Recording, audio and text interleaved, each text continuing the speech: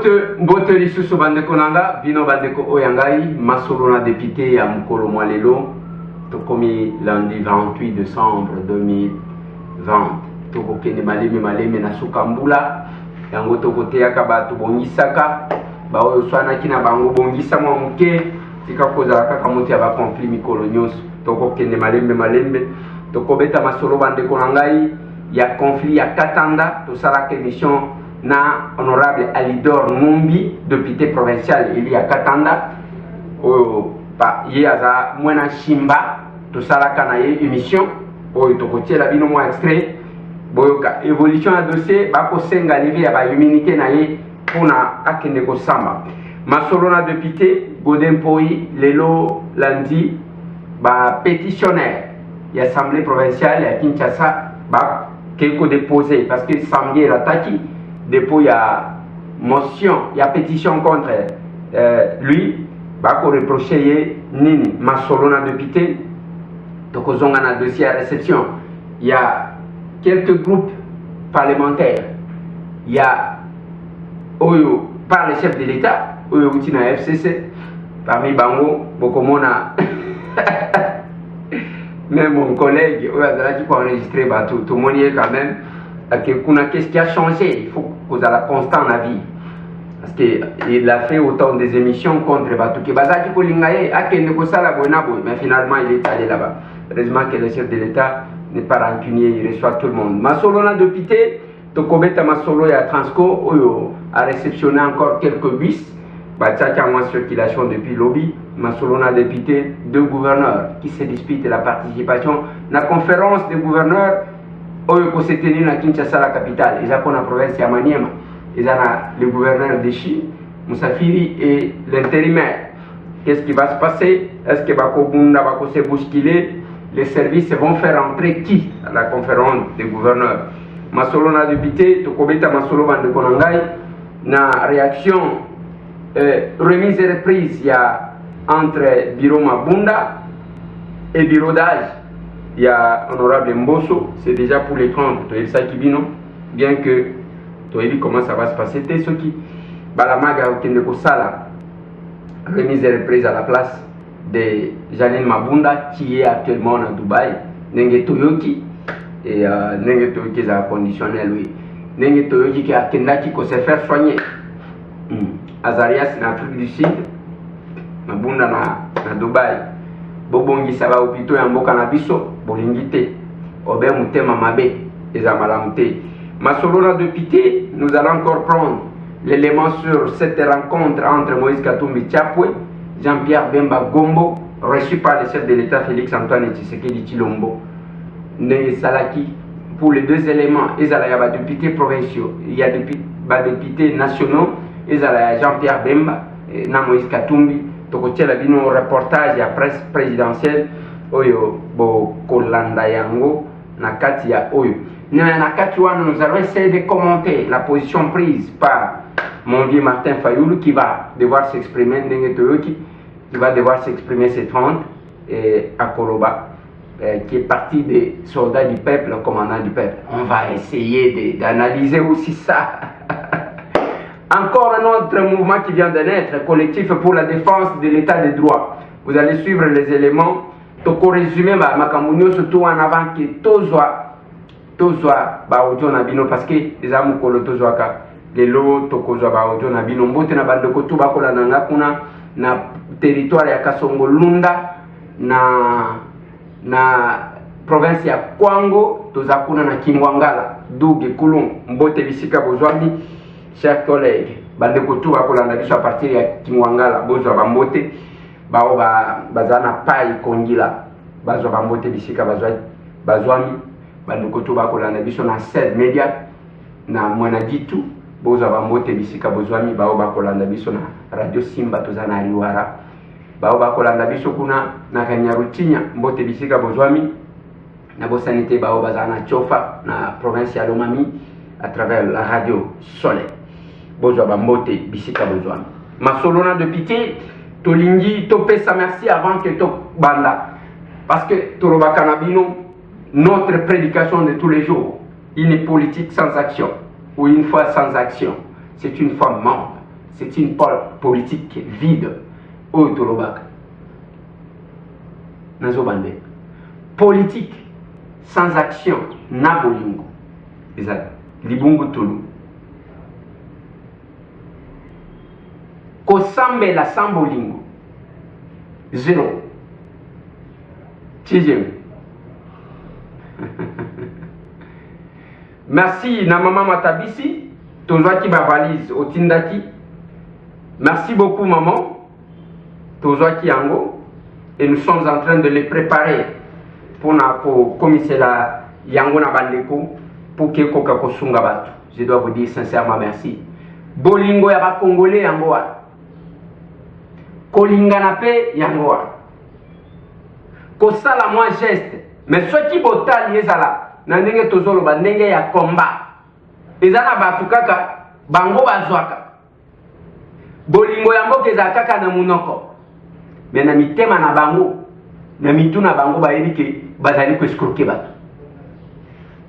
Nde bazalaka na kanda mabe. Bafinga bazonga simate. Ba inventaka ba makambu. Je vis mutu moko atindelinga video Olanda nanu mama oyo. Nalobi mama ni. Na Olanda ete. D'abord, je n'ai pas le temps de il y a pour ça la polémique avec une maman. Et le besoin de ça y place à Zawana et mon yebi. Ce qui est à pona bolingo mboka ye mutema na ye yebi.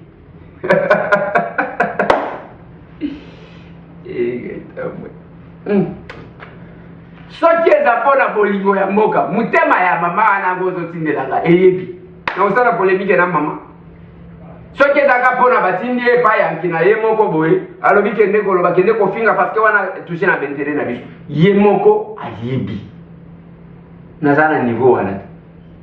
Je vais faire des polémiques dans maman pour l'année. Ça va donner tout comme copé sans la conseil. Je peux aux oeils. Aux oeils. Au tika la jamais que j'avais conseil. Bazoka va conseil. Les amala. Mon tozo va conseil. À mon anakandenga zalaka. Nalingi tobe ta mama solo bande kolanga. Mais wana to la kisakabino koloba que soki tozo kende na fin ya mbula okoti kosala kama inventaire ata ya mukie ya koloba que toute l'année esili yo recevoir combien au PCP batu combien kosambela ndehors ya baction eza zéro eza pamba yango nalobaka na batu okomona mutu oui. Un homme de Dieu, il est assez bon, il est bien, il a des réserves dans nzoto, mais Moussala peut me poser qu'à ba jeune. Allez, bon jeune, to comme il a fait un boula, que baba ko tout ayo ainsi de suite. Il est à coller bien. Azana ba réserve dans nzoto na ye. Akabakate. Église na ye mobimane ozomona wana. Jamais à marquer mutu. La charge c'est pour les autres. Naya ena batunyos. To souffrir na mokili. Bongo na lola to sepela. Bongo yo. On doit faire les vendeurs. Qu'est-ce qu'on a fait de bien? Parce que les gestes que nous prêchons, Nakatia pesa moninga sourire, c'est ce qui traverse les frontières. Les lots lundi, fonatinda bana ceux qui combien à l'hôpital. Bawazo kende ba kiné lobby maman wana yaki il faut ça la kiné tozana batu nengwana tous les jours c'est parce qu'on a combien ba collègue ba député nanga bazo yoka ba yebi ba réalité et des fois il y a ceux qui sont fâchés contre moi que aujourd'hui misabiso lokola tozana mbongo tolinga ko kabate il y a ceux qui sont fâchés contre moi.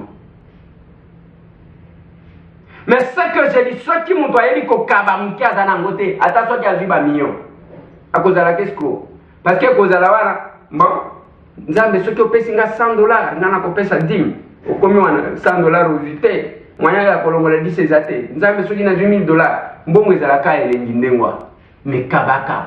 Mais il faut tant aux autres cas, nous me sentir que au dépenser, au cabi. Ce n'est pas, j'insiste, To sala qui a opération ya kozon qui s'abana na classe. Ndenge boko mona ba image. Kopé ça ba sac, kopé ça ba cahier. On a fait cette action là. Na loba na batu. Ndeko na ngatika ko se cacher. Sala ne tozozo qui saka mwana na yo moko na classe. Osali quand même geste ya ozozo qui sa mwana moko na classe. C'est difficile. Il y a eu moins rentrée scolaire $500. Mais ceux qui ont contribué, côté Moussous $20 de Konanga. Il y a votre tika. Que copé ça parce que, et puis makake, ça. Parce que bah, ton modèle, la réalité que nous avons de la vie. Bangone ba finga kabatu liboso. O na tina mbongo, na salabo. Na ngai na tina mbongo, depuis na tina kimbongo. Ozo kize réception te, boni boyko. Yo évite que mbongo eza passe. Quand le cœur donne, on sent que le cœur a donné. Tant que mon oiseau pèse à l'école, il a piégé. Toyo kakake, mon oiseau à l'école a piégé. Je dois vous dire merci. Bino va tomber. Les personnes au Congo azalango posa. Bat au penza baza, Congo azalango posa. Les gens qui disent, ceux qui sont capables de pratiquer. Et là qu'on a kufa karabatu. Et belé bo mona kabazo finanga yangwa. Tika koloba makambu yoko tiko salate. Bao a convaincu. Je vais peut-être commencer par là. Dans le reportage, j'ai rencontré un chef de l'État, n'a quelques collègues députés. Un groupe parlementaire, au Bakei, pour confirmer l'adhésion à l'Union sacrée. Bon.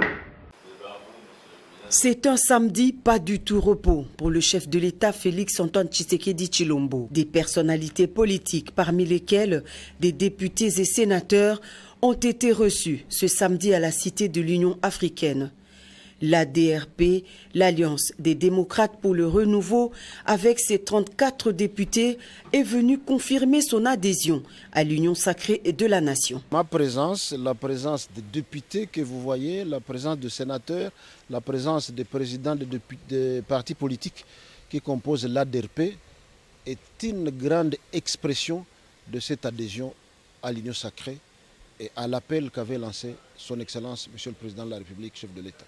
Pour sa part, le regroupement AAB, qui était l'une des forces du FCC, se dit convaincu à accompagner Félix Tshisekedi Tshilombo dans des réformes qu'il a personnellement initiées. Si nous nous sommes présentés devant les chefs de l'État, nous-mêmes et en personne, une délégation, c'est parce que nous sommes convaincus de ce que nous voulons faire. Les AAB dans les FCC étaient la deuxième force. Nous pensons que nous pouvons, dans les cas de réqualification de la majorité, que nous puissions être parmi les 5 premières forces de l'Union sacrée pour la nation. Jean-Lucien Boussa, à la tête du regroupement CODE, a conduit auprès du chef de l'État une délégation des députés, sénateurs, gouverneurs et présidents des partis politiques membres de son regroupement pour réaffirmer leur engagement à œuvrer activement au sein de l'Union sacrée et de la nation. Comme vous savez, lors des conclusions des consultations nationales, le président de la République a préconisé des réformes. Des réformes politiques, institutionnelles, mais aussi des réformes économiques. Le président aussi a relevé le fait que la question qui s'est posée en termes de seuil d'éligibilité est une question qui doit être résolue. La question de la nationalité congolaise, qui pour notre part est irrévocable, a été évoquée par le président de la République aussi, autant que le mot de désignation des gouverneurs de province. Les réformes économiques aussi ont été impulsées par le président de la République. Il y a une convergence des vues entre le président de la République et la CODE de ce point de vue. J'ai accompagné une délégation constituée des 26 députés nationaux qui aiment réellement ce pays et aspirent à son bien-être. Parole du ministre honoraire Basile Olongo qui affirme que ce groupe de députés est déterminé à appuyer le garant des institutions dans la nouvelle réconfiguration qu'impose l'Union sacrée de la nation. Ce sont des députés jadis qui étaient dans la FCC mais qui ont décidé d'accompagner les chefs de l'État dans l'Union sacrée. Ils sont venus physiquement rencontrer le président de la République, rassurer les chefs qu'ils sont derrière lui. Ils vont accompagner la vision, ils vont accompagner le président dans toutes les réformes qu'il a proposées. D'autres acteurs politiques sont aussi annoncés ici à la Cité de l'Union africaine pour la même cause. Décidément, l'heure des grandes manœuvres politiques a sonné. Voilà. Wana eza reportage ya présidence. Maintenant komona na kati wana.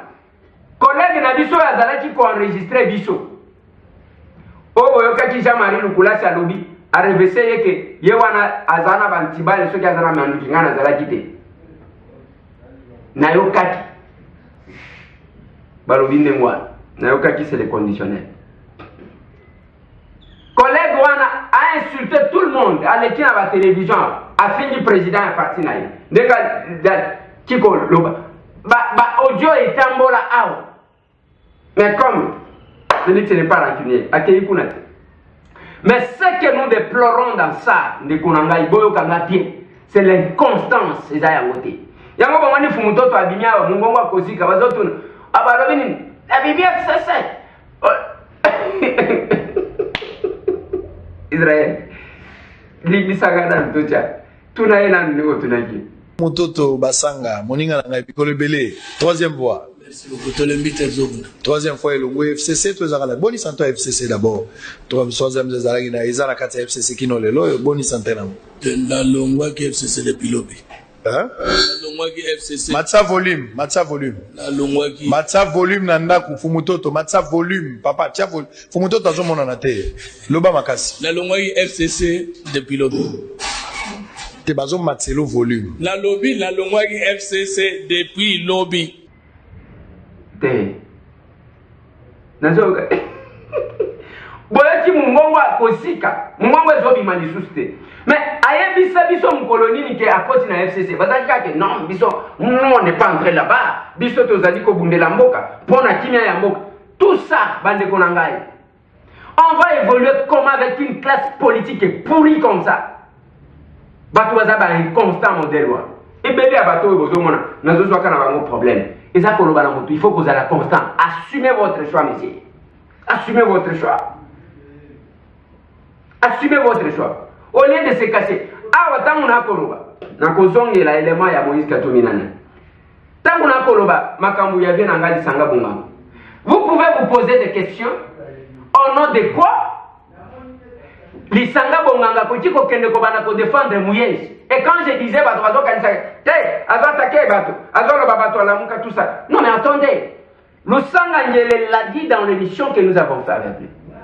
Alobi Mobutu, azatika mutu bien, sans problème. Batunde batongaye, ba commission nzam. Balobi mokilo ebongi na yote kende ko vanda na mapata biso to tikala to sambela kayo. Et c'est la même chose avec Kabila. Donc c'est parti comme ça. Batoazo kende ningwana. Et c'est là que je trouve, Vienanga Martin Bazo Memaï. Il a commencé par être soldat du peuple, soldat du peuple. Naligny a rappelé une chose, parce qu'il faut donner des précisions. Nous allons rendre Désiré Kabila arrive avec la FDL. Population Babengié, les soldats du peuple. Autrement dit, quelqu'un qui est au service, il y a peuple. C'est ça. Nous doit servir. Soldat et peuple. Ça qui est gradé, quel que soit son niveau, il y a chef de l'État, président de la République. À un moment donné, tout le monde vient dans Martin, il n'est pas commis soldat du peuple. Ce qui voulait dire que Martin Fayoul, à Zalaki Wana, n'a front pour servir le peuple, quelqu'un qui est prêt à donner sa vie pour le peuple. C'est ça les soldats du peuple. La limite au Canadien. Parce que dans on a des gens qui utilisent des choses et ça me fait mal. Mais à un moment donné, il va changer. Oh, comme commandant du peuple. Commandant du peuple, c'est celui qui commande. Il y a qu'au Vandaboy.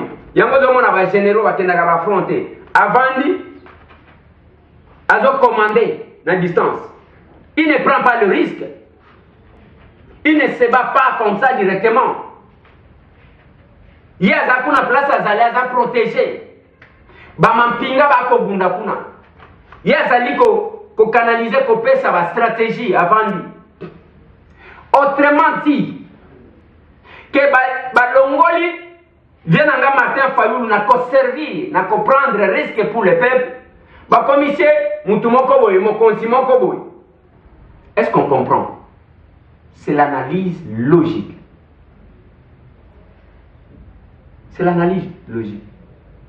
Il ne sert plus le peuple, il a besoin d'être servi et d'être obéi.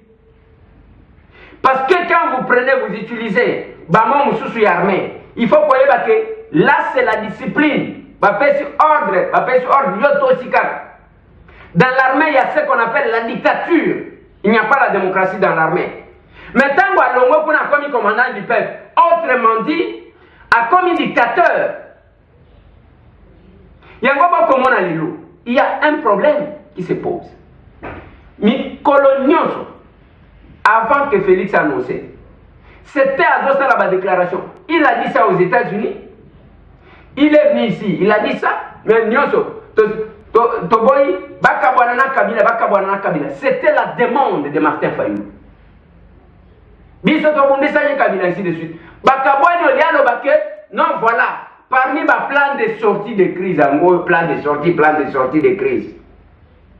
Nous avons que la Batumawa. Parce que fanatisme aveugle, et même Makabato Sikate. Nairobi Boul. Au moins, fanatisme aveugle, et même Makabato Sikate. Parmi Bino Bazali Kosenga, il fallait que Fayoulou Azala le premier à dire voilà, ma demande, oh mon souhait, ou ma recommandation, le Kolaza commandant du peuple, ce que j'ai commandé. Que Félix Bakabwanana Kabila, Yango va ne salé. Si Koyo et Lokotozo de la Moussoussou Yango, ne fût que ça pouvait apparaître plus grand que moi Bassès au monde. Nous attendons son discours. Otozomo les a Bassès. Okeko Kangama, Nalisanga Bonganga, qui venait d'être ministre, c'est lui qui a cassé l'élan de notre combat. Parmi Bato, Batraïsa, Bakassa, là, il y a Azawan. Baïla Nabiso, Nanim, il y a combat. Et Bobo Sadi Nenge, Bobo, elle est la fac. Parce que vous s'accrochez dans le biloko, vous allez dans la bagnole, vous s'accrochez. Vous allez dans la bagnole. Je suis en train de voir comment vous voulez vous approcher dans la mouka. C'est comme si c'est quelque chose. Bon, la mouka, ce n'est pas les idées. Il faut faire la différence. Et Sidé a parti à Martin Fayoulou avec son secrétaire général, le professeur Devos Kitoko. La mouka, c'est une construction. Yabat. Et Bandaki n'a autant de leaders. Il ne faut pas chercher à s'accaparer comme à l'école de l'Okonabi. Pourquoi Bolingaka? Allez, Basali, Fak, vous s'approchez. Basali dynamique de l'opposition, vous s'approchez. Les deux, la Mouka Bolingo s'approche. Jusqu'à Koluka Koloba. À Mal, il y a Bao Bazalaki à la base, il y a Kosala la Mouka. C'est quand même malhonnête ça. C'est vraiment malhonnête. Soit que vous créez un autre mouvement, que vous allez donner un autre nom. Que de s'accrocher sur la mouka parce que c'était une construction à Batouana. Je pense que Yambala Oyo et Kokota Nalito Inayo. Ce que j'ai dit là est vrai. Bolongo di Fayoulou Alongwe, serviteur et peuple, comme soldat du peuple, bon commissaire commandant du peuple. La construction de la dictature. C'est pas possible. Nazana no mono alobi azana $20. Bote bandeko nanga na bandeko oyanga kombo nanga presse na fanda kana Colorado na États-Unis nazotinda $20 kona pesa moninga sude. I want to wish you all a Merry Christmas and a Happy New Year. Eh ben voilà. baboti bazana torte mwana wana zana 14 ans dans les États-Unis baboti wana bazana torte ya orienter bana na ba bazana torte ya kotalisa bana na bango eloko malamu biso la différence que nous faisons ezaka émission ya koloba te olobi osali yango ekoswa bato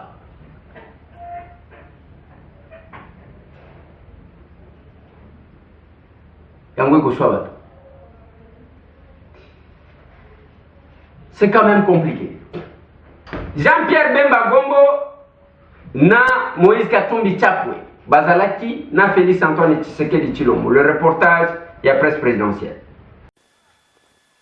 Décidément, ils sont déterminés à regarder dans la même direction pour l'intérêt supérieur de la nation. Le président du mouvement de libération du Congo, MLC, et celui d'Ensemble pour la République sont venus rencontrer ce samedi dans la soirée les présidents de la République, Félix-Antoine Tshisekedi Tshilombo, en présence du président AI de l'UDPS, Jean-Marc Kabound.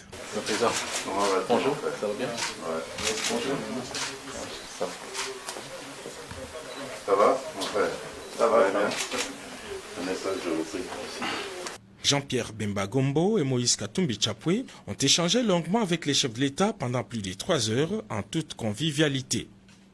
Si rien n'a filtré de cette triumvirale, on croit savoir que le président de la République et ses invités n'ont pas manqué d'évoquer les grandes questions politiques de l'heure, notamment la reconfiguration du paysage politique. Jean-Pierre Bemba et Moïse Katumbi étaient parmi les premières personnalités politiques à soutenir les consultations présidentielles par leur participation. Ils étaient aussi les tout premiers à s'exprimer publiquement en faveur de l'union sacrée pour la nation après les discours historiques des ruptures du 14 décembre dernier devant le Congrès. Leur appartenance à l'union sacrée ne fait l'ombre d'aucun doute et il reste à savoir quel rôle chacun de ces leaders va devoir jouer dans les nouveaux paysages. Venus de leurs fiefs respectifs de l'Équateur et du Katanga, Jean-Pierre Bemba et Moïse Katumbi totalisent à eux seuls près d'une centaine de députés nationaux, tout aussi déterminés à jouer un rôle non moins important dans la requalification de la majorité parlementaire. Les jours qui suivent nous édifieront. Voilà. Déterminés, responsables, nous allons sauver la République. Congolais à modèle loi, les gens capables de s'assumer pour les saluts de la République. Bon, nous n'avons que 2 blocs. Les Congolais ne vous croiront pas. Et dans un balier visible et invisible à FCC. Alors que FCC c'est Koufinango. Kabila Alobati n'avait pas cette personne capable de l'aider. S'il en avait 15. Et donc vous avez été Kuna. Bon, quand même temps, moi intervention à Bango. Mingoma na Bango se zolenga. Il ne croyait pas. C'est le jour que le régime Kabila est koya totalement boye panzana. Kanenge na lotaka. Et Bambali. C'est lui qui veut s'accrocher à ça, va couler avec ça. Je vous ai dit, il faut savoir lire les signes de temps. Un peu les Araka Makas. Tango Kwei, nous jouons bon Walingachazo, Moso et Simbité, Vundwa Walingazo. Donc, Mutuna Mutualiazo et Simbité, Nangonga Oyo. Parce que, Bazani n'a pas tout la population. Ni de l'autre côté, vous n'allez pas monter une structure ou un parti politique. Bozana va tout. C'est quoi Nyongo et Kobanda Bokomona, Bogoloba Wakete, chasse aux sorciers. Ce que vous qu'il faut, c'est problème exact. Parce que tous les bureaux presque bazo et ça kana bilo kwa SNCC na pumbu wana bomona neto zoke ni grand hotel bakenda vimba ya mo basakani vimba ya sadari vimba nyongo na nyongo bafuta kate bakidamfuka tous ceux qui ont eu comme argent basomba même pas pour leur parti nde bakotonga mboka te ils s'enrichissent et tout ils prennent pour eux-mêmes. Omani makamba ya bana mikeo makamba bana mikeo nyoso moni soki mwana zana muki nyoso zo benda ezo ya veri donc okomona ba tata ni bimba mikolo ndengwa azomona même pas teke azokende siko kokufa Ça ne sert à rien de comme qui la fout, ne fait que servir leur République. Nous sommes les gaz. Il y a ici la caté.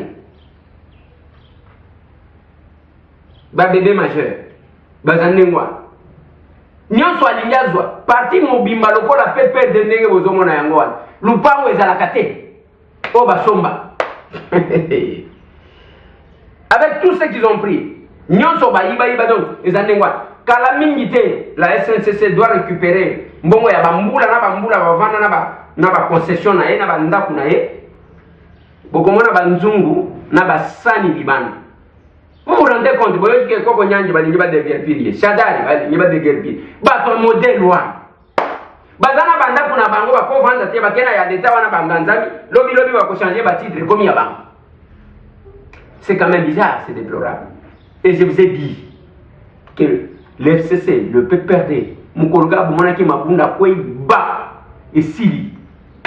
Yango Zomona même ceux qui a enregistré les gens, Bamoucha, Bakomi, Otokomi, Bataillon sacré. Bon, on a quand même mis thème à beaucoup de responsables. Et non d'Engouana. Et non d'Engouana. Et quand les Alaki besoin de négocier que Bakonomé, Yomona Kabila, Batobasala qui mouchare pas Kabila, Bao Basala, ceux qui n'est. Kabila Anoma Bango, Bamoukal, Anoma Bangote. Les mots à comprendre que ce sont des opportunistes. Donc à comprendre Bango. Talaba Tubeli. Okotan, oui. Mais yo koti yo tata mon bimba yo wana ba cravate, le kuta na yo kokena ko enregistrer ba, c'est pas possible. Nous allons vous redresser jusqu'à ce que vous gognolo. Masolo na dopité. Katumbi Bemba va s'assumer nengetolo. Na manière polémique pour la conférence de gouverneurs. Tu as évité de participer à la conférence de gouverneurs. Moussafir a lobby, intérimaire a lobby, a soit invitation. Société civile va lobby, le VPM à l'intérieur a dit qu'on encourager Moussafir. Qu'est-ce qui va se passer? Qui vivra verra. Godem Poi va déposer une pétition contre elle, à lui-même de se préparer pour convaincre Bande Konae, c'est la moindre des choses. Nalingi avant que Nazo a dossier à lever à immunité, demande à lever à immunité, parce que Tokozwa Ndeko Tozoloba à leader Numbi, que nous avons eu à recevoir lors de notre passage dans les Kassai sur le dossier, le même dossier. Maintenant, la remise est reprise à l'Assemblée nationale. Il y a eu 2 lettres. Honorable Janine Mabunda, l'obito ça la remise est reprise. Après, le doyen d'âge, Mbosso, à l'obipa, maman. Au lobito Kosala le 26, tu as dit que au Kimina Yoke, yo nazo malade. Finalement, balobi les 30, ne Kosale. Mais, on doit se poser quelques questions. Bien qu'il y a malade et sali, il y a les gens qui favorisent. Moi, je me pose la question. Pour que membre du gouvernement, le roi Lazarias, pour que Janine Mabunda, ancienne présidente de l'Assemblée nationale, à qui ne se faire soigner, il y a quand même l'autorisation, non? Qui accorde cette autorisation? Nana n'a pas cette autorisation. C'est là que je parle à mes collaborateurs et à chefs de l'État. Vous ne voyez pas les dangers. Nous avons sa maladie, ceux qui vont comme Mamandouki, le cola va me sana, bien. Le cola va me sana comme Mamandouki. Allez, à l'objet ça ne va pas, à Keikuna, lobby qui tombe. On doit se contrôler et savoir prendre de bonnes décisions. Dans le de côté. C'est la même chose dans le couvre-feu qui doit être respecté. Na bamboka nyonso bazo respecter botika makambwana tangu ya bino zakake bisote bazo sala nini braza bazali confiné actuellement. Muto porter masque te ofuti amande. Mais tangu ozo cha nyonso gratuit muto azo banga pe azati. Et la plupart ya bato ngo bazokanga kana butu. Mutu moko ta azokende ti 5 heures nda lungwe. Akovanda ka muke après ba négocier ou apprécier batiki. C'est quand même compliqué. Toboité. Mais santé zana n'a pas de prix. Mais il fallait qu'il batonga ba hôpitaux ou ya ko prendre ils sont en charge. Les plus grands médecins batondi en Zambia. Batondi en Afrique du Sud wana bazoke. Ce sont les médecins congolais. Bazakuna. Bozana possibilité te ya kozwa bango charge. Du moment que je vous parle ici, na Zambia, bazambia va comprendre, ba komi ko préparer ya bango ba remplacer ba congolais. Muke. D'ici là, le médecin congolais va kokoma na chômage. Ba kozonge pa na bango hôpitaux ya malonga ezotonga mate, makamozo zwaka au sérieuté. En Afrique du Sud, la plupart, la majorité à ba médecins, ce sont les médecins congolais. En Zambie, la même chose. Est-ce que vous comprenez ça? Et pour le moment, la Zambie a compris, abandi ko former ya bango pour que va remplacer. Awa eloko ezo sale maté. Na lobaki na bino Covid yango tozo kende. Même pas kama hôpital, kama kikuku moko boyake. Oye tongama pona ni. Olobi ndengo alali, babimise lo manduki, babandi ko finga yo. Et c'est la même chose. Ceux qui sont là avec le chef de l'État, ezaka comme doit s'engager. Mais ces gens-là ont géré. Écoutez bien. Les chefs, Monseigneur Moulumba, akufi na mboka oyo na hôpital ya mboka oyo bakokaki pe ko évacuer Jean-Joseph Mukendi bakokaki ko évacuer Julio le frère ya Félix Antoine Tshisekedi Tshilombo chef de l'État akufi na mboko bande kona ye bakufi awa on n'a pas évacué les gens mais qui favorise ba fuite oyo bozo kanga bien place bozali boko yoka Nani azali ko encourager na ko favoriser et pour quel intérêt? Est-ce que l'aspect sécuritaire est pris en compte? Je referme cette parenthèse. Tozo doit Alidor Mumbi avant que Tosi Lisame Tozo nan ba audio nabi. Tozo ba audio nabi no. Bonjour monsieur. Vous allez une opposition sur quoi beaucoup à l'IAP. Changement sigoni Mugosali.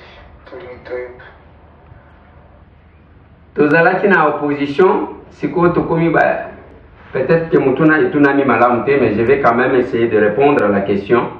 Faut que lobaki bozalaki tango zoloba bozalaki na opposition, siko bokomi ozo placer ngawa en tant que député. C'est une question m'adresser moi soit ou bien c'est une question adressée à l'Assemblée. C'est un peu compliqué. Tout ça, d'abord en tant que député, je sais que j'apporte la population aux alliés communs. Oui, ça l'ensemble de la République. Le chef de l'État a répondu. Place ni blocage et zalaki. Bonjour de quoi les populations bazoyeba tina ya couvre-feu wanate. Il faut qu'on explique bango ezaka kapuna coronate bango na bakoti mboka. Oui, Nassina a expliqué eloko wana tozwa ndeko mususu.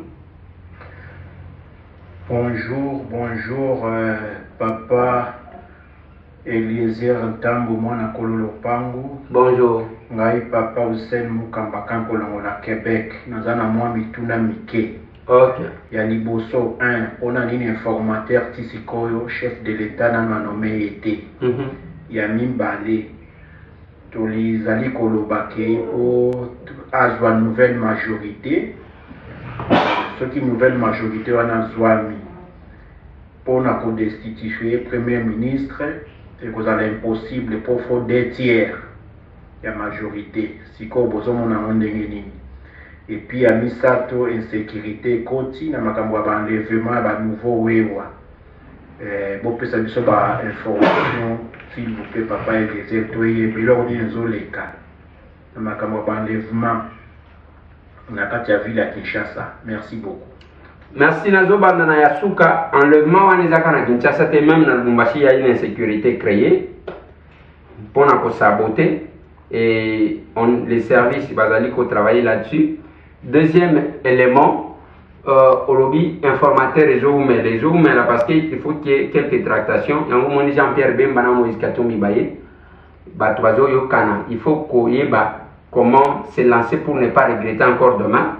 yango bazobongisa soki omoni mwasi awumeli na makosa seka kolambela yo malamu o mususu olobi mpona kokweyisa premier ministre yo ozoloba makambo ya premier ministre wana si akwei na ye même place azali omoni Jean Lucien Mbusa na élément touti kotiela bino awa Jean Lucien Mbusa membre ya gouvernement ministre oyokaki Julien Paluku oyokaki donc tango ozokaba ministre en fonction bakosenga yo kutwa démission yokani cheloko ezako sans être sanctionné eloko ezako na te avant na ikaka même place azali moko ayebike azali sute toujours ndeko mususu Losako mwana ko lopangu eza maman Sylvie na Bruxelles. Bonjour maman Sylvie. Une petite bête question à vous poser à propos ya union sacrée. Na loba boy. Sikoyo ba fruit nyonso ezouta na FCC. Beaucoup se mélanger ensemble ou bien beaucoup tamiser ba fruit mosusu. Po bateto ba fruit on a zomona wana ezokota wana na ba mutoto pardon. Bon, maman Sylvie, bakotamiser nde yango yoki même tolobi na ndeko na biso azali ko enregistrer bato. Ce n'est pas que eza pas ça non, oyeka ka boya mbala moko batie kuna. Ezalaka te même le gouvernement en question. Soki ngai ba le chef de l'État me demandait conseil. Na lingana lo bana sala gouvernement il y a 18 ministres, ceux qui totié ba non, 18 ministres, 15 ministres, ceux qui totié ba vice-ministre, toko comme on a biso ata ba 30 ans. Donc, tout ce qui s'y voit, si ça ne dépendait que de moi, c'est pas tout le monde qui ira au gouvernement. Bamoussou peut avoir la cave député, Bamoussou va avoir mandataire, Bamoussou ainsi de suite. Mais il faut, et le Congana Senga Kamingi, que les services nous aident, la procédure, où ils ont Senga que les services va mener une quête sur chaque individu. Il ne faut pas bien bayam. Tous on est Bamoussou. Allô papa Eliezer, na lobi boy, bonjour. Bonjour maman. Na lobi papa makambo changer na lobi. Yo pona yo pour changer discours. Maintenant FCC va côté na pouvoir s'il vous plaît. Balongwa. Tolingi peta mozo le kana télé tozo landa yo ya. Olo babeke chef de l'état salibo, ba dollar ekiti, biloko ekiti. Discours sur tolingi to yo carton mona ya wana. Pour makambo changer na 2021 quand même. On peut pas souffrir ba prédateur wana. Tolingi bango lisusu te ba tamaire ba se belé papa. Merci beaucoup maman, je pense que yemoko ko zo occasion en Kolanda bino ndé le pourquoi ya émission au to sala parce que c'est ça aussi la différence. Eza yake ozo sala ozo kaba ozo loba ozo kaba ngana zo loba bino pe ozo loba. C'est ça la différence. Il faut quand même bilo kwa dengwana hein. Eza kaka biso to loba kate er moko bino pe bolo bito so ndeko mususu. Bonjour ndeko Eliezer. Bonjour maman. Natindeli le message depuis Maroc. Nalobi boye. Si bandeko bazali koloba likolo ya couvre-feu bayebi te ke mboka ezali infiltré na bayini baye bazali kobundisa mboka wana bayebi te baye balingi bolamu na bango te. Ambassadeur ya Rwanda wana azonga na mboka na epe ambassade wana ekangema. Merci. Merci beaucoup maman. Tozwa ndeko mususu tozokendaka mbangu. Allô, ndeko Eliezer. Allô. En tout cas, vraiment, nazana esengo makasi. Aujourd'hui, Noël nano ya liboso. Merci. Na sepeli komona Moïse Katumbi, Jean-Pierre et puis président Félix na Monique Congo ezokende kobonga. En tout cas, wow, vive le Congo. En tout cas, merci beaucoup. En tout cas, voilà, il a vraiment esengo munene na ngai. Ah, merci. Naza vraiment na esengo makasi. OK, merci. Merci beaucoup maman. Bomoni ndenge ba Congolais bazaka na esengo ya tamu bato bazosangana. Mais banchor balingaka bato bapanza. Bato kaka bakabwa. Na teka kamwa extrait ya maman Justine Kasavuba. Tala bato bamuso ba lobio maman Justine yemo kwa kiko répondre na lobi papa. Nazata na posa ya ngate mtu na lobisa ye. Soki alobi kaka na vidéo na ye wana ke akosaka bato. C'est elle-même. Qu'est-ce que t'as dit? Tango alobaka pasteur bobonde mtu azalaki bongo na azalaki amo sizongisela biso kamwa eloko yango Et moi, je pense que c'est vraiment de la mauvaise foi, ou en tout cas de la haine, qui s'exprime alors de manière tout à fait maladroite, de manière tout à fait indécente. Moi, j'aurais préféré que le président de la Pareco se prononce, parce que finalement, elle est vice-présidente, moi, je suis présidente de la diaspora. Donc, je crois que... Mais non, écoutez, ici, je suis nommément cité gratuitement, alors que moi, je n'ai attaqué personne. Moi, je me contente de me battre pour ce pays. Et je n'ai pas commencé aujourd'hui.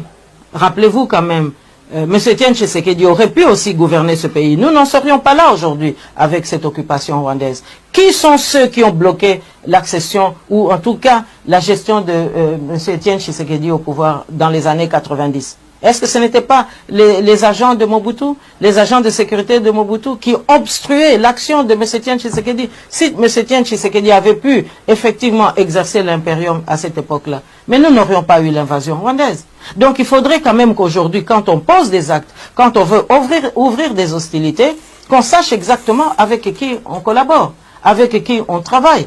Parce que on risque de se rendre compte que ceux-là même qui vous dénoncent sont ceux-là par qui le scandale est arrivé. Le scandale de l'occupation est arrivé. Parce que moi, je me souviens que à l'époque où j'étais avec M. Etienne Tshisekedi, nous étions en train de dire à la communauté internationale, il nous faut maintenant une armée tampon entre le Rwanda et le Congo. Mais qui c'est qui a facilité l'opération turquoise? Qui était aux côtés de Mobutu à ce moment-là? Donc moi, je ne veux pas entrer dans ces détails-là. Aujourd'hui, il faut voir l'avenir. J'ai été élu pour que la diaspora s'organise et la diaspora va s'organiser. Et moi, on ne va pas détourner mon attention avec des balivernes de cette nature. Donc je vous le dis, j'ai les pieds sur terre et j'aimerais bien que nous nous respections tous.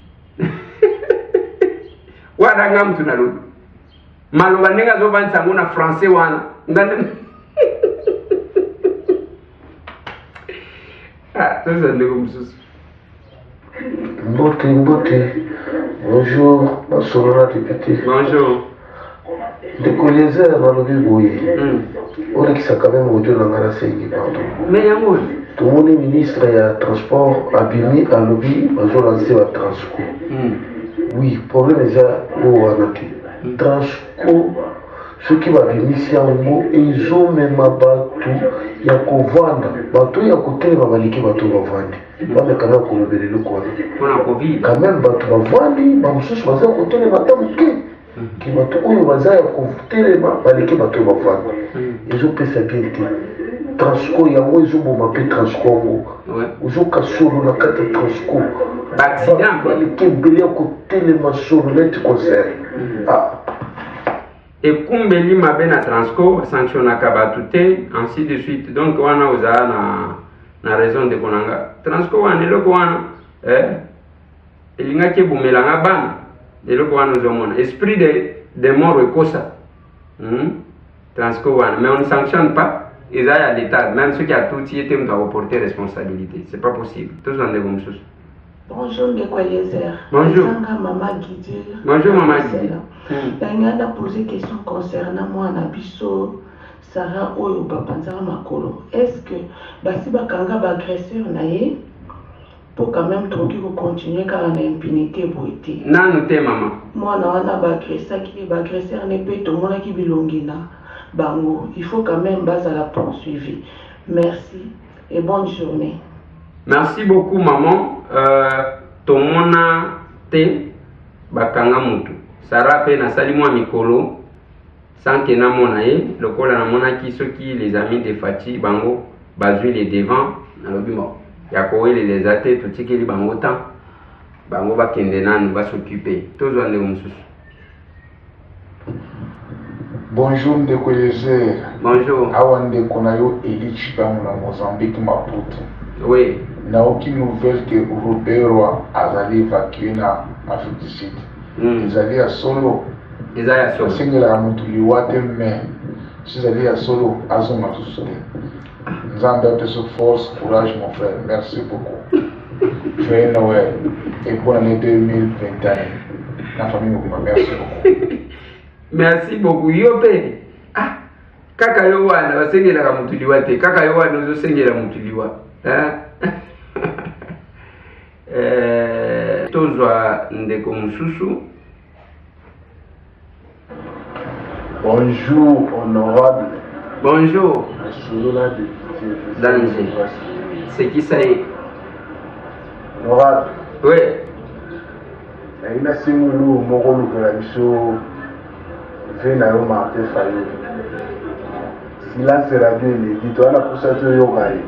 Ah. Après ça mission peut marteau de secours na le roi doit être cadavre de bazoa marteau de secours. Ciao. Merci. Bonne journée. Merci beaucoup à Martin Fayoulou Madidi, Toyoki Kiazolo les 30. Peut-être qu'il est en train de préparer Yaye Mundu qui te goga ndenge na ubet. Ezana ndeko moko ma atina ni atue musique et tango zocha musique, c'est tout temps aux musique et abatu. Aux autres ils sont en difficulté avec YouTube qui pensent que nous utilisons la musique des gens. Tango lingo tinda audio. Ezana na place ya calme au tindi et kozala malamu parce que ceux qui vous en a place ya calme était ezabiante. Papa Eliezer mwana nangai kombo naye Simon tozalaki kolanda yo papa na YouTube asepeli apesa bandeko nyonso mbote tozalaka na France cordialement biso ba parents naye papa Mapangu Bosco na mama Mutoke Charlotte. Je pense que je vais demander à l'équipe technique ceux qui est allés prêts. Bakoka Kotier la biso les grands messieurs qui va devoir je crois souhaiter couper ça bande combo donc tokosenga Amos je pense que Bokoti Kotier la biso juste un extrait de ces grands messieurs qui veulent selon ses parents, tout découvrir, la lignée tout découvrir ensemble. Association Pesa Moniga Sourire, bonne fête de la fin de l'année, courage. Donia Muzima, joyeux Noël. Ça c'était au Swahili. Mana Betouni, Basson, joyeux Noël. Zambi, Anulama. Voilà. Et ça, Dengwana. Tozali kosala tokende tozande komsusu mbote masolona député mbote zanga ndeko na bino donatien na kati ya Finlande nalingi na intervenir mwa moke nalobi député Eliezer oui bosalela te espace ya pouvoir oyo boza nango boproposaka balwa ya kitoko omoni ke na ntango ya mabunda bandaki koloba ke mabunda aza kobloke bino aza kobloke baproposition ya bino de loi soki bokotisi elekaka te me ya mbala oyo soki bakotisi bureau mosusu ya assemblée bosalela makasi na bino parce que espace ya pouvoir oyo oza nango eza mingi loi neti boya koboya bato bakende kose faire soigner à l'étranger badignitaire donc baba peuple wana baza na droit ya santé te boproposer loi ke badignitaire kobanda na député azala provinciaux nationaux bagénéraux baministre bapdg bapesa bakendaka kose soigner à l'étranger te bango nyonso kozwaka soin na Congo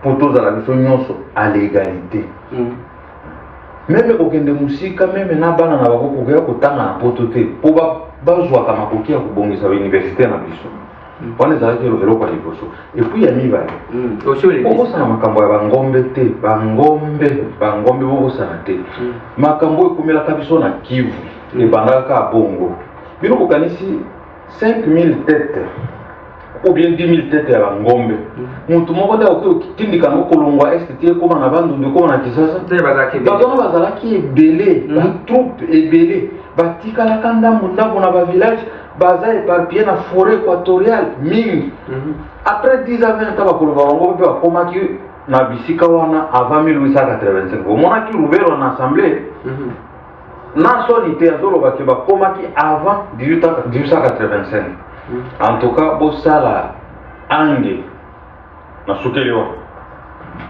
Merci beaucoup papa Nanga.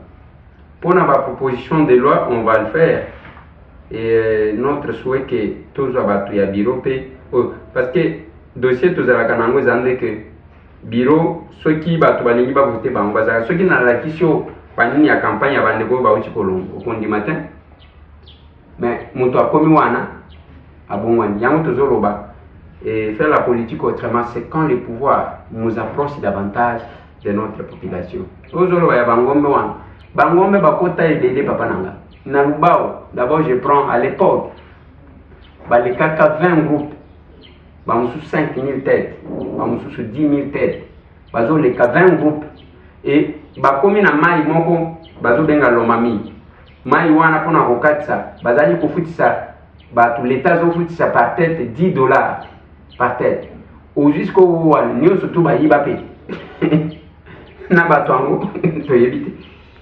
eza un peu compliqué yango moni nazalaka très rigoureux na bachef coutumier. Bonjour, naza na posa ya kosunga ba orphelin ya Kisenso orphelina yango eza wapi yo pardon pesanga adresse bon Didier tu kwa kopesa yo adresse ya orphelina ya Kisenso tozande omususu. Bonjour de mon anniversaire. Bonjour. Ça va papa? Oui, tout ça bien. Na bengi fona ibita yo que bengi fona le papa Ekofo, pasteur Ekofo. Ayana nous raconter des histoires à mon ezala. Vraiment abattre la confidence na yo. Merci. D'accord, merci beaucoup maman. Bonjour Ndeko Eliezer. Bonjour. Asolona député. Bonjour. Ngawa bino Philippe Musangila Ikubula. Naza kobenga yo a partir ya Qatar. Mutuna ngeza liboye. Robert Roy, monsieur Robert Roy na Messinia Ngabo. Est-ce que bazali na résidence privée na Congo? Si oui, Dieu merci. Sinon, il faut ma identité zonga. Ndeko Eliezer Masolona député, ngawa bino Philippe Musangilai, membre ya groupe Pesa Muninga Sourire. Mutuna nga mususu ezali boye. Nini tosala po congolais andima ndeko na ye congolais. Et puis, pona makambo ya transport, pona nini babimisi ata mituka basoda te po déposer bana ya chango ndenge ezalaki ntango Kabila Jefak ya ofele. Merci.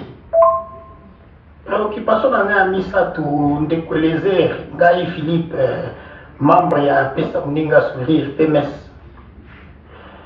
Mutuna ezali boye.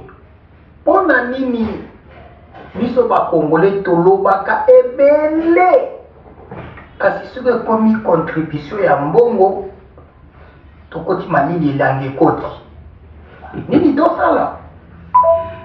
Merci beaucoup ndeko na ngai makambo ya résidence nga na éviter pona congolais pona bongola mutema kaka beforo tokosala il faut les minoriser et pona contribution wana penza eza problème naloba na bandeko ndeko moko azali koloba yo tanga bato Afrique du Sud depuis to banda opération je pense en Afrique du Sud ça peine 2 personnes eza na mutu moko atindaka mambo ya mibala uti kotinda siko pona ko assister bato eza PTT même pona ko sala calcul ya que c'est le cœur qui donne mutu ko sala par formalité ce n'est pas parce que balobi bon, balobi de opesa $20, mais yo soki ozana 100, ozana 200, opesi.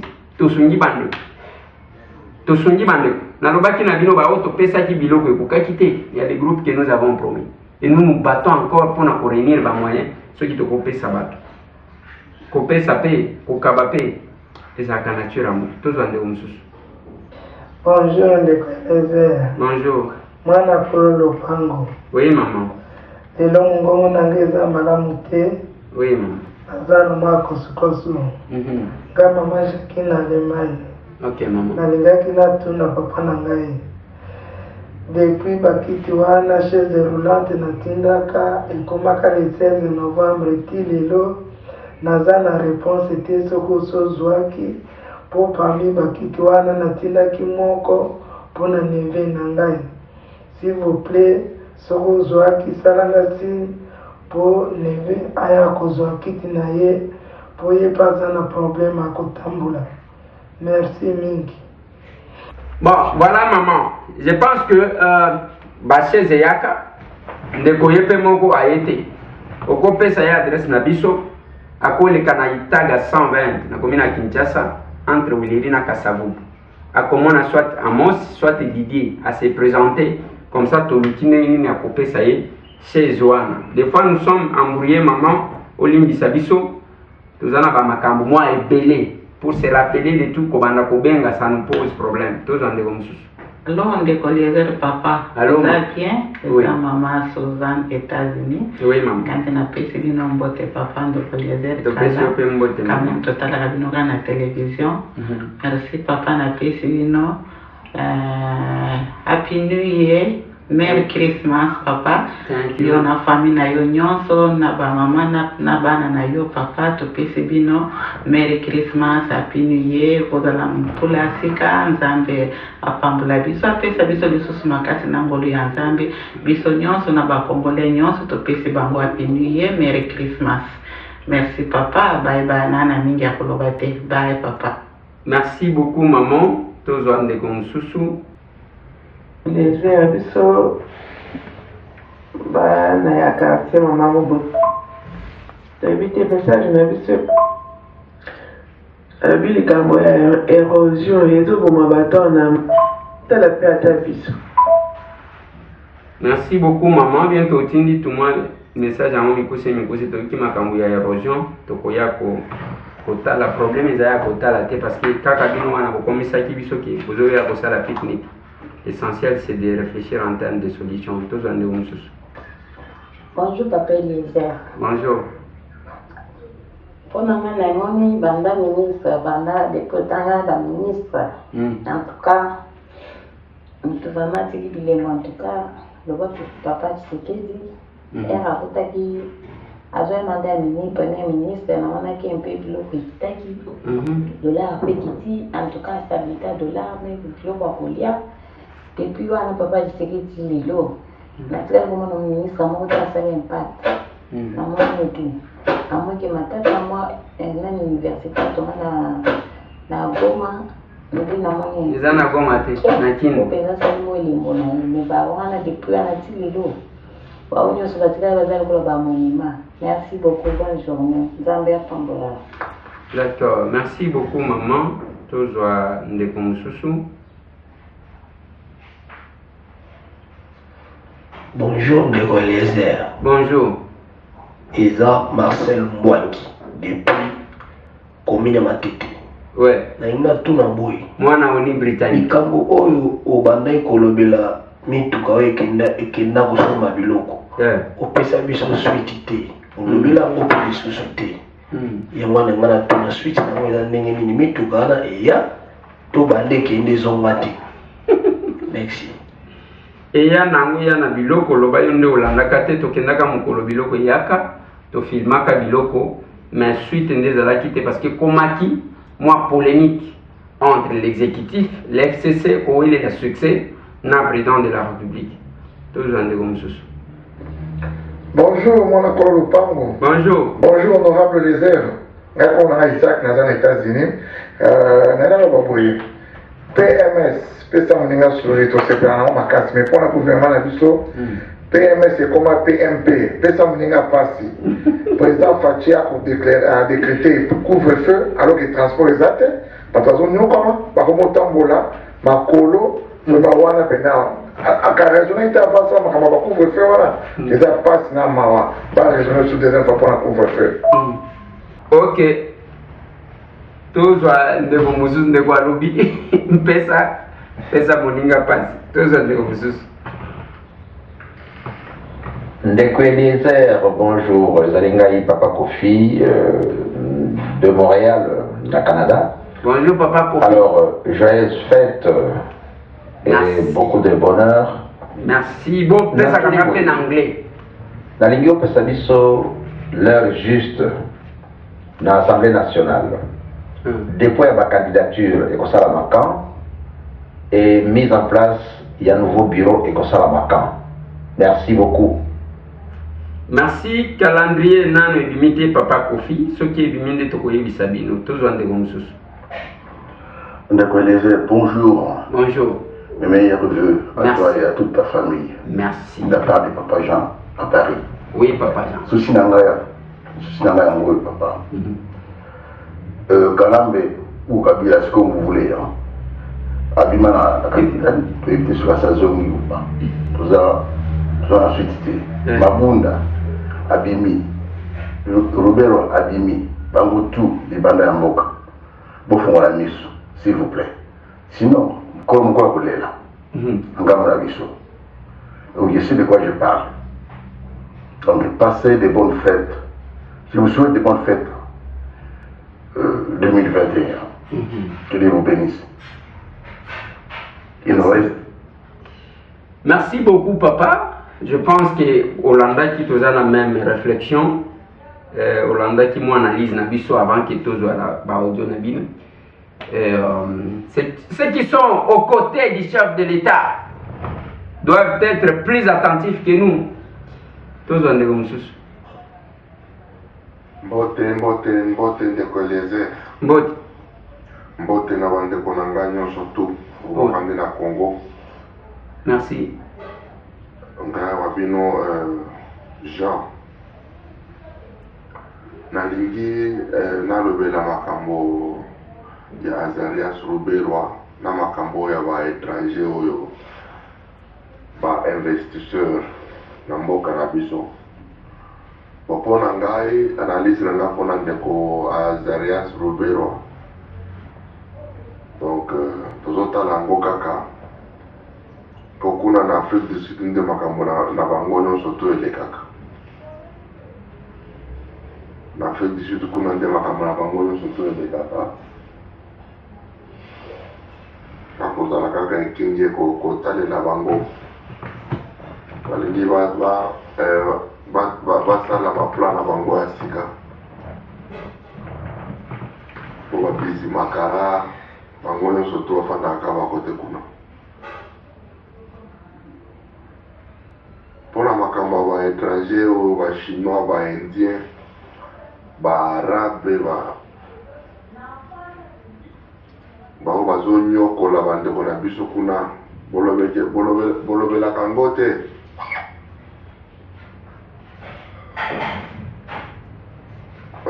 Bakongole bakomi lokola baesclave na mboka na bango.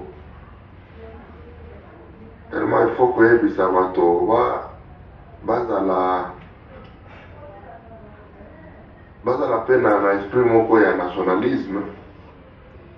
Voilà, merci beaucoup papa Nangai. Dossier wana olobi a sorti, touti koloba yango, mais il y a ceux qui sont payés parce qu'ils sont collaborateurs du chef de l'État. Bazwa kambongo pour bazaba collaborateur ya chef, mais il faut pas sumakaba ni na bango. Il faut qu'ils soient plus clairvoyants que nous. Tous on est ousus. Pour les dire vraiment mbote mingi. Mbote. Nous savons ça vraiment nzamba batula mingi. Merci. Ngana ngana ba kona tina justice na biso. Na éviter ba juge nyonso public bango bazala kisiki kinga pesa bango droit pona kolandela makambo. Bangombe oyo bazala na bandundu bakenda wapi. Dere bando sa ba problème de ba kwa bando siko ba yeba gata kukatende ya ko anticiper ba problème avant que koma trop tard. Azarias Yewan bazolandela yete Albert Yuma bazolandela yete. Alors vraiment ezali pasi mingi bayebaka koanticipe na baproblème oyo eza kotongisa république. Merci mingi. Merci beaucoup papa Nanga. Makambo ya bangombe wana yango tokozongelaka na tomonaka Adolphe Muzito ake kotala bato wana ye peut-être nde ayebi place bazali tozwande komosusu. Ote Eliezer, bonjour. Bonjour. Moi nakolo pan félicitations kwa msala. Merci. Mwana nataka songa na étudiant congolais depuis la Russie, la sud de la Russie. Ok. Opposition en réserve, est-ce que le gouvernement a songé qu'ils avaient uniquement passé à mesure de grâce qui pourrait travailler à pour avoir des moutons à Poutou. Après couvre-feu, il y a un vie normal que Banzele font. Uniquement l'équipe qui travaille à Poutou pour finaliser ma campagne sur les moutons. Merci.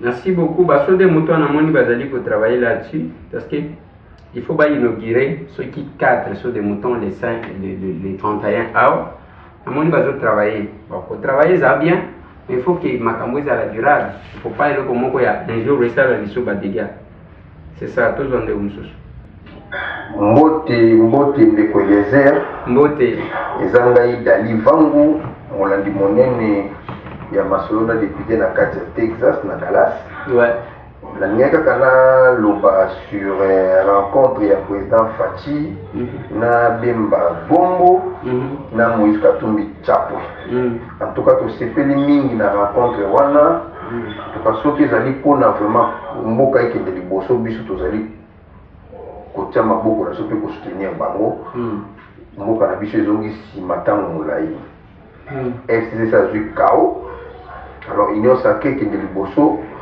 tozala posa ya sincérité ya bato nyonso wana nyonso na kati ya union sacrée afin ke mboka ekende liboso mboka na biso ezongi nsima ntango molai biso bato tozalaka libanda toza komona ndenge mboka ezali kozonga nsima alors sincérité wana epusa mboka liboso.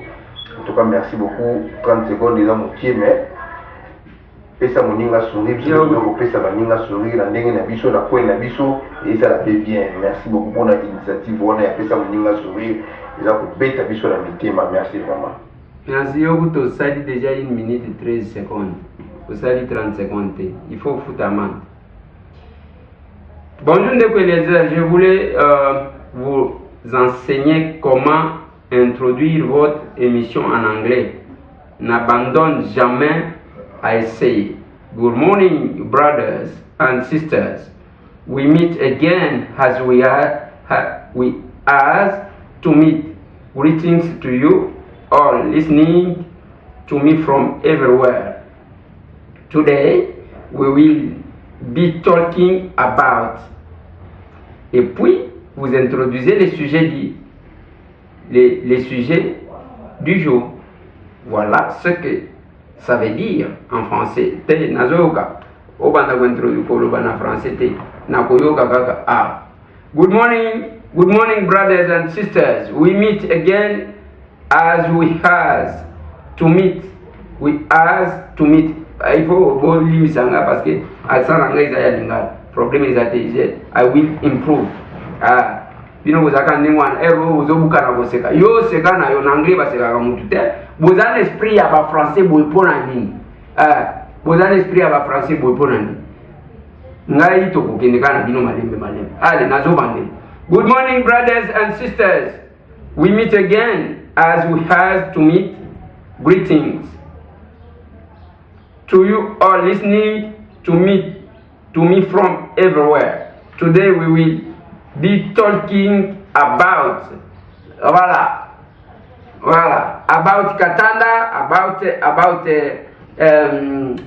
rencontre encore en anglais on est cette rencontre to meet beaucoup bakiselanga about rencontre Katumbi, Bemba and Kabila and we will wait, Felix, sorry.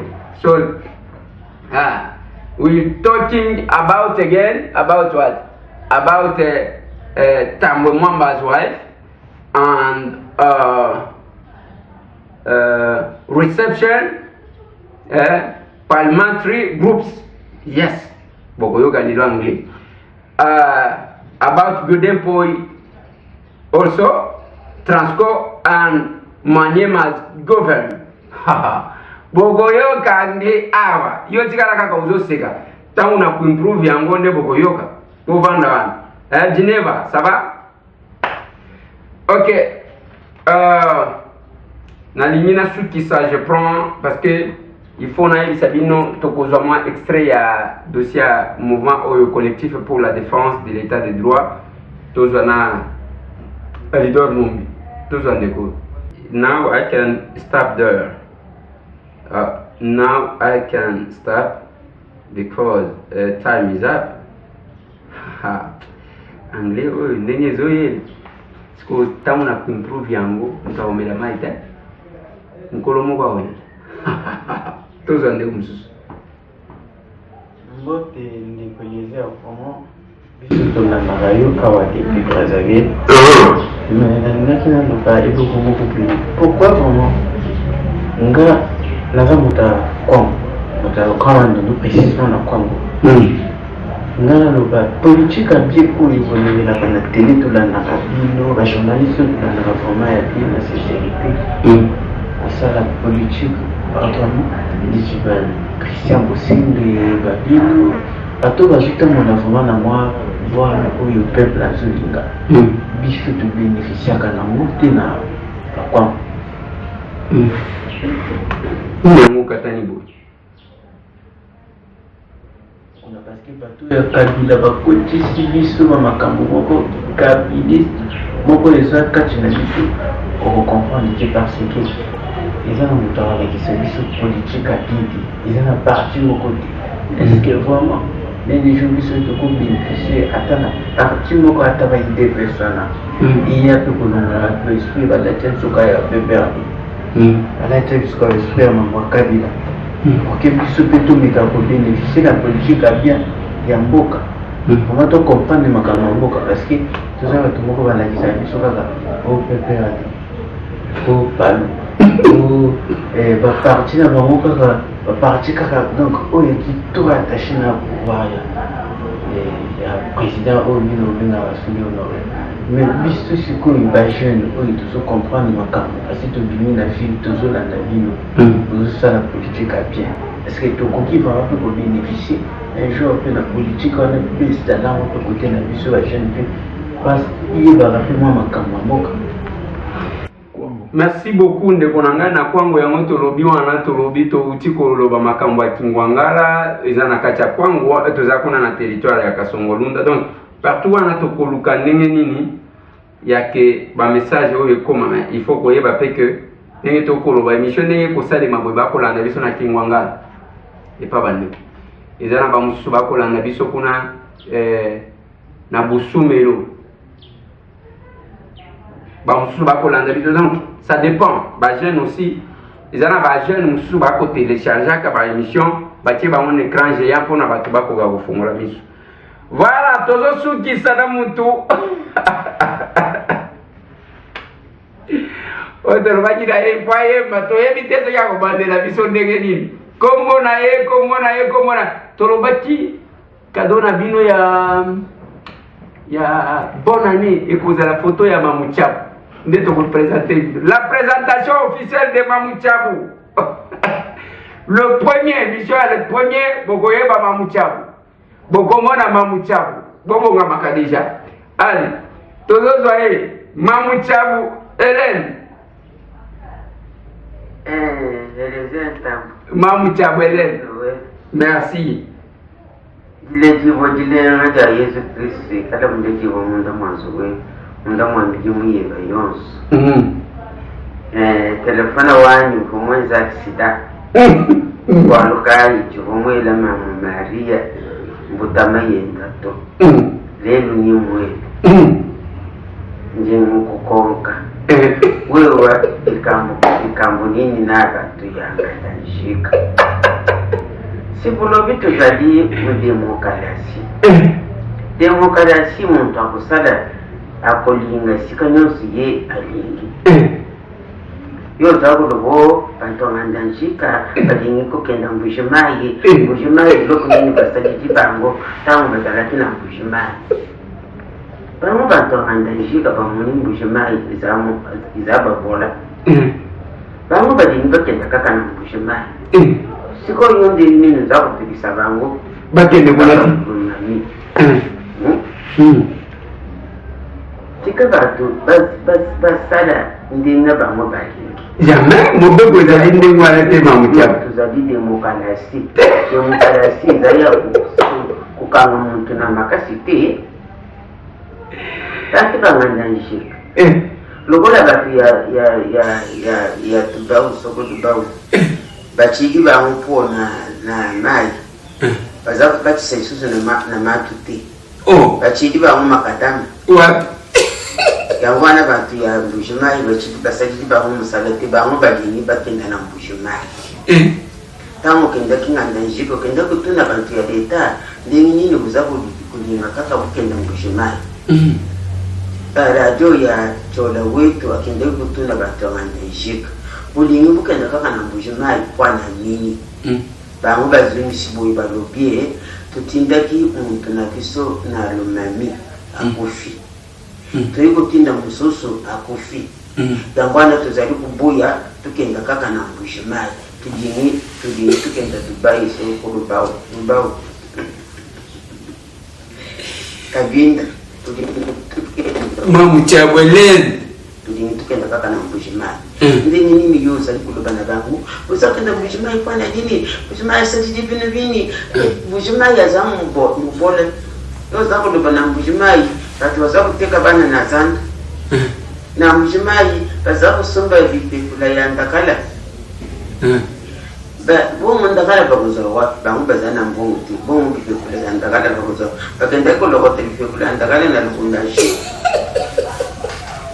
tangu tuzalia kukenda kelemi siku chibi loko na pako tangu kukenda na tereo kusumba mikivuka ya ndambo ya tangu kukuma na ndako bana bakulia kusumbi muntu wana mikivuka wana ukati mitu ye muntu yo ateke hiyo mikivuka wana aseni mitu wana kenda kuchana kwa uza kulupa na mbujimai baza kusumba mikivuka ya ndakala omu bakenda kulia bakenda kulia baza bongola usaji television uchika kana mwine kitu uchika kana lumani uchi atana chileni uzo wakati ya musala palia ni papa ntambweleze mama ntambweleze makamu mususu ya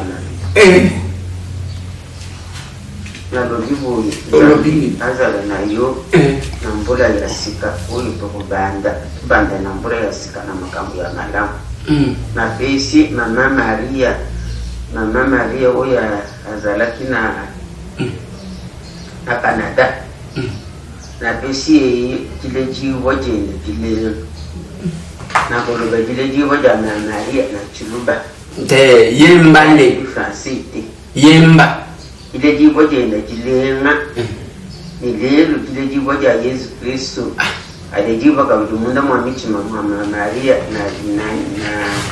na Canada na pesi mbot na Maria azala na makasi na mbula huyo tokobanda zambi abatila yo pe usala musala na yo na mbotama ya Yesu Kristo abota na kati ya mutima na yo na kati ya misala yo za kusala. Thank you. Mwana morning.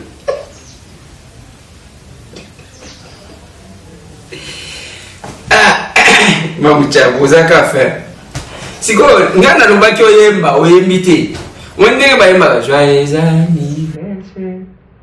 Joyeux anniversaire. Joyeux anniversaire mon mari.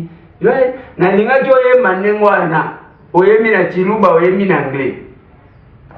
Yo yeko kimela makambo ya ngandashika nazo yebisa yo lokomo. Démocratie oyo mamuchabozolo eza kotosa mibeko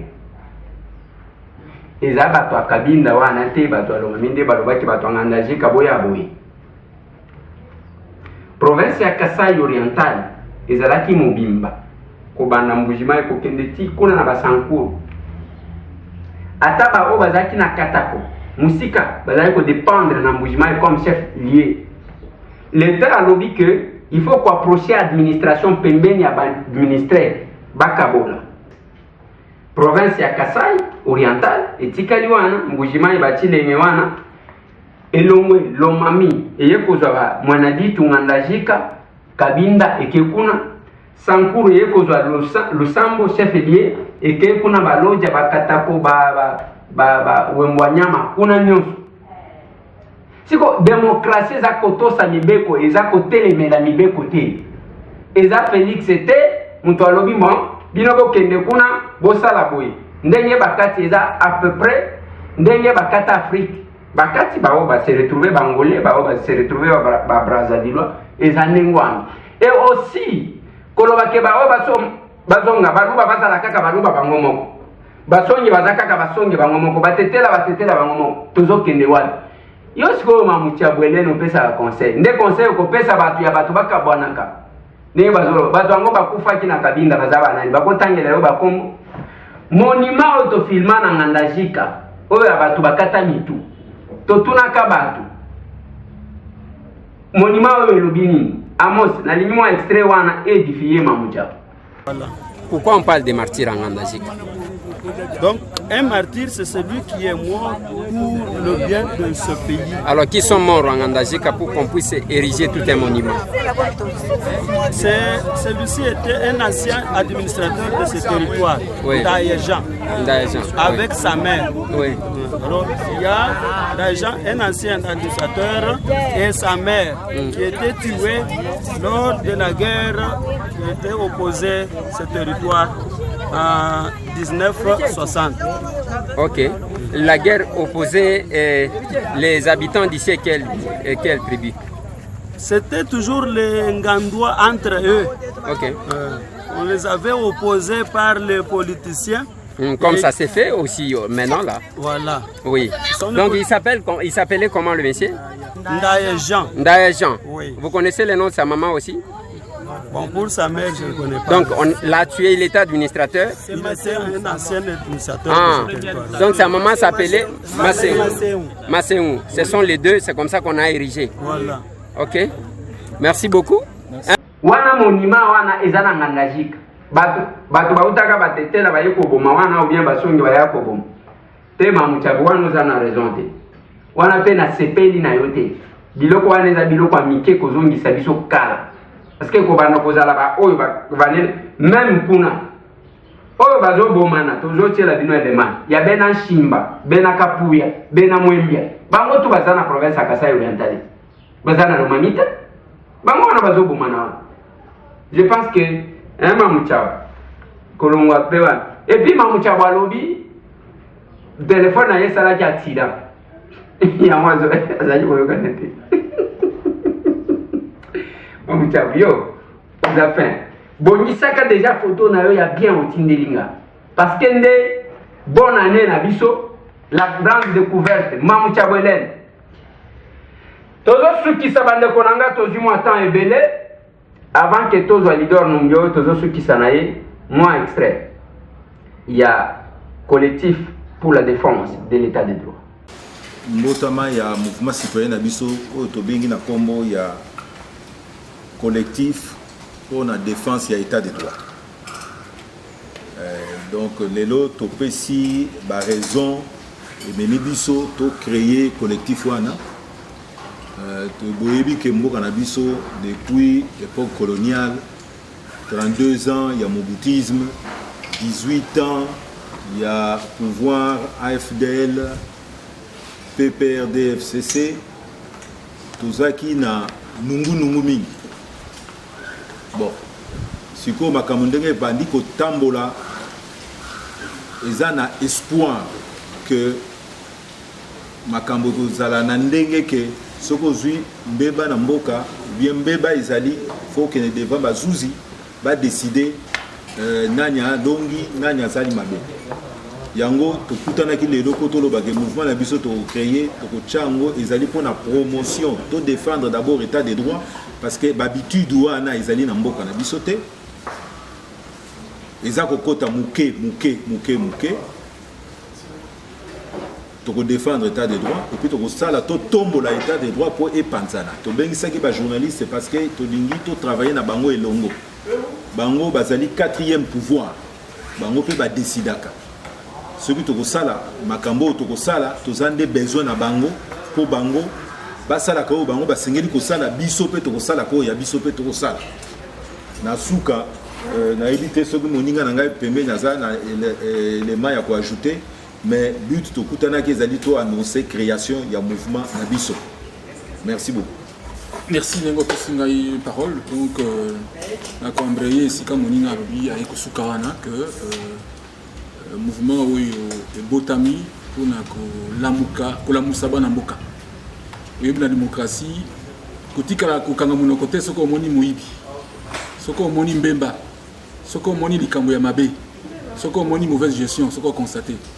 Il faut que le Canada a sensibilisé l'organisation, les journalistes, les basalia, le 4e pouvoir, les ministères Koana. Bango, bakopesa biso, biso ezali une organisation, tout le monde le camarade malin, malin, muté, banenge makambo ezali.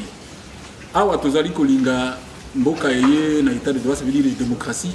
Ezali mwana ya kitoko abotami foto bomba yango. Bayiba biso démocratie te. Koyiba démocratie ekoki kozala même makambo ekoki kozala ndenge tomonaki à l'époque régime eye o régime ya démocratie mais ndenge bazosala makambo misusu bazosala. Donc nde biloko wana tozali koéveiller peuple pour que esalema te. Ndeko na biso Pierre Tchani akozaki biso ba question, moi la question pour tout se résumer, ne pas que résumer la question à ce niveau-là. On a connu que tout la comme ces autres salles l'état de droit parce que l'état de droit beaucoup plus ma comité de justice, c'est vrai. Juste c'est le temps la négini. To lingi te to créer ba frustration. Hein? Total la bateau ba lingi kuya créer ba frustration à l'égard ba mususu parce que nous savons c'est que cela donne comme effet par la suite. Ceux qui ont été frustrés hier, ceux qu'ils ont mené comme action, le roi à Coco Maker, et ainsi de suite. Donc ça ne donne toujours pas, madame. Il y a un monde qui est télémique comme moi. Tout le monde, le bébé état de droit, ils ont vraiment consolidé et bon, bien pour que nous soyons tous ça, surtout ma comité de justice. Il y a un monde qui m'a dit que la commission même pour la comité la résumé à conseil d'État. Et ça m'a dit que il y a des commerçants, hommes d'affaires, hein, on les appelle comme ça. Et puis vous aurez ça en rapport tout le monde sur les spécialistes pour bailler sur le Cameroun les années. Mais dans un premier temps, l'organisation, dès sa naissance, condamne l'action. Ce n'est pas bon de créer biloko pour créer biso la frustration n'amboka. Voilà ce qu'on peut dire en résumé. Voilà. Eza biloko ezali kobotama. Les Congolais vont koluka kotala na même direction pour l'intérêt supérieur ya mboka na bango. Ebele bakotikala isolé. Mais nazolo bana bino tozaka na 2 blocs. 3 ezate, 2. Batu ya Kabila, bao balingi Kabila azonga na balie na bango. Na bao bazolo bate, batu ya Kabila lisusu te. 2 blocs. Et vous les verrez à travers ma prise de position là-bas. Tokendaka na bena shim. Totelemaka na bena mwembia. Donc tokendaka na katanda. Toye komona bien que vous allez nous excuser pour la qualité de l'image. Des fois la technique des andenge na. Wana tozawana. Tosololaka na population to. Tangu tozongi na luki Alidor numbi qui était cité. Alidor, moi extrait. Là sur place, nous avons trouvé des maisons incendiées. Il y a eu mort d'homme, selon ce que nous avons reporté sur place. Et votre nom a été cité comme instigateur de ce qui se passe là-bas. Quelle est votre réaction par rapport à cette accusation? D'abord, je vous remercie. Depuis le début de cet événement, je me suis abstenu de parler aux médias. Je l'ai fait, c'est parce que je vous voue un certain respect. Sinon, je ne parle pas si c'est problème.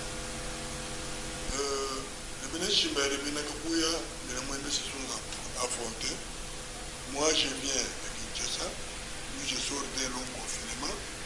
J'étais malade, frappé par un AVC chimique qui ne me permet même pas de faire certaines choses dans ma vie. Je suis arrivé ici le 28 juillet. Une fois arrivé, depuis que je suis ici, je ne suis pas encore arrivé à Qatar. Le 8 août, j'ai appris qu'il y avait des tensions qui montaient à Katanga. J'ai vu le gouverneur, j'ai vu toutes les autorités. Aucune autorité ne peut pas vous dire que ce n'est pas moi qui l'ai mis au courant. J'ai lutté pour éviter cette hécatombe. Vous allez lire dans le rapport officiel du gouverneur de province, il parle d'hécatombe. Il y a eu hécatombe. On massacrait les Bénéchis. Je vais vous donner le rapport, vous allez lire. Il y a eu plus de 593 cases brûlées, il y a eu, au début c'était 52 morts, plus les 8 derniers morts, c'est-à-dire 60 morts. Et il y a 100 personnes portées. Il y a eu 60 morts. Et 100 personnes portées disparues. Comme ce sont des événements qui se déroulent au bord de la rivière, on jette les gens dans la rivière, le village. Il y a eu beaucoup de morts. Combien de maisons brûlées? 593. 593. Les Bénéchim, d'abord. Moi, je ne veux pas de Bénéchim. Je ne veux pas de d'événements. Je ne suis pas dans les porte-parole. Oui. Moi, j'ai été cité par l'événement de Bénéchim. Je vous informe que j'ai déjà saisi le tribunal Nous sommes déjà au niveau du tribunal. La première plénière a eu hier dans l'audience. C'était au moment où nous étions en plénière à l'Assemblée. Donc, tout celui qui allègue des faits contre moi, viendra me les prouver. Je n'ai pas été voté député pour tuer les gens. Instigateur, ça suffit quoi? Il n'y a que les juges qui vont poser la question. Et celui qui allègue va répondre. Je suis tombé sur une lettre me citant, mais j'ai saisi le tribunal. Le tribunal va devoir me laver dans mon honneur. Je suis élu depuis 2006 de manière ininterrompue jusqu'aujourd'hui. Vous êtes élu sur base de quel discours, honorable? Des discours tels que vous êtes libérateur de Benan Simba, je ne sais pas, vous les libérez contre qui, ou c'est parce que vous avez un projet de cette société-là que vous présentez pour leur bien, ou bien c'est sur base, parce que les politiques c'est aussi ça. On exploite le peuple, on parle en son nom, on vend ce qui n'est pas faisable, et enfin on est élu. Non, mais je n'ai pas mon courage de vous répondre. Je veux dire que j'évite de parler aux médias. Ça fait mal. Ce dont vous parlez facilement, ça fait très mal. Donc, moi, vous connaissez mon niveau d'études. Moi, je suis un assistant, j'enseigne à l'université. Préparer la mort des gens. Aller faire tuer les gens. C'est très grave. Je suis député d'élu de Pest. J'ai été élu avec 16 803 voix. Vous pouvez aller vérifier avec question. Je me dis que je suis élu depuis 2006. Je suis député, je fais mon travail. Je vais libérer qui? Nous nous a libérés. Nous sommes tous indépendants. Qui est encore ici les jours de qui pour être libéré? Mais je vais libérer le Bénin contre le Bénin. Donc le Bénin de prendre sous esclavage. Qu'est-ce qui manque? Je ne sais pas, c'est un faux discours. Ce qu'on vous a raconté là, c'est bien, je suis au niveau du tribunal pour ça. Je ne vais pas beaucoup parler. J'ai été élu, je suis élu, j'ai fait mon travail. L'Assemblée va bientôt faire mettre en place une commission pour aller enquêter sur ce massacre-là. Les gens sont à la prison, les autres sont en littoral militaire. Vous me trouvez? Parce que moi, l'honorable député n'est pas au-dessus de la loi. L'honorable député n'est pas. Vous êtes député comme moi. Vous pouvez tuer, on vous laisse dire parce que vous appelez le leader. Non, nous vous observons la loi. Moi, je connais la loi. Je respecte le pays. Je respecte les gens. Les Bénamouinda sont là depuis 56 ans. Où est-ce qu'ils venaient? Où est-ce qu'ils étaient? Les Bénamouinda sont là il y a 110 ans. D'où est-ce qu'ils venaient? Il y a tout un problème. Le problème est et les Bénamouinda sont là depuis que nous sommes ici. Peut-être au 15e, 16e ici. Depuis que les Bénamouinda sont ici. Les Bénamouinda sont venus ici. Ils venaient de Sangalou, où c'est venu. Chacun a occupé sa place. Mais quand vous venez en retard, quand vous venez de quelque part, vous rencontrez l'hospitalité. Les Bénamouinda ont un groupement à Kalambaye. Leur chef n'est pas ici, là à Kalambaye. Ceux qui sont à Katanda, ils tentent de déranger. Ils l'écrivent tous les jours. Maintenant, ils demandent qu'ils retournent, qu'ils aient l'autonomie. Ils se font tuer pour rien. Je vous assure, je ne vais pas parler. Je laisse au Bénin le temps de parler lorsque l'État comprendra que c'est maintenant qu'il faut maintenant se saisir de ces dossiers pour savoir qui a raison, qui a tort. Mais d'avance, je vous informe que le gouverneur de province, dans sa réponse, il fait remarquer que les Bénégapouyons ont commis l'hécatombe. Vous feriez mieux de l'écouter, de l'entendre. Au lieu de bien l'entendre, parce que moi je suis l'une des parties. Moi je suis de Bénin Chimba, je mourrai toujours de Bénin Chimba. Je ne suis pas originaire de l'habitation. Qu'on me cite, c'est tout à fait normal. Moi aussi je vais me citer des gens de Bénégapouyons ou de Bénégapouyons. Ce n'est pas pour. Non, les Bénakapouya, les Bénamouindia n'ont pas de leader politique. Ils n'ont pas de leader politique. Non, ne me faites pas citer les gens. Oui, non. Nous sommes sur un terrain glissant. Je vous donne la version parce que je peux mettre. Ils vous ont trompé. Oui. Vous vérifiez, vous devez voir. Nous avons goûté avec vous. Ils vous ont trompé. Voilà. Bozo sentir que totunaki ya lobi lelo bakosenga lever ya ba immunité na ye pour un dossier wana bato bakufaka plus de 50 personnes bandako bino obengaka bakazi eza bisika biso batamu tobotama tokola yango wana yango moni toza comment on dit chef d'état major ya villageois. Et voilà, on va suivre.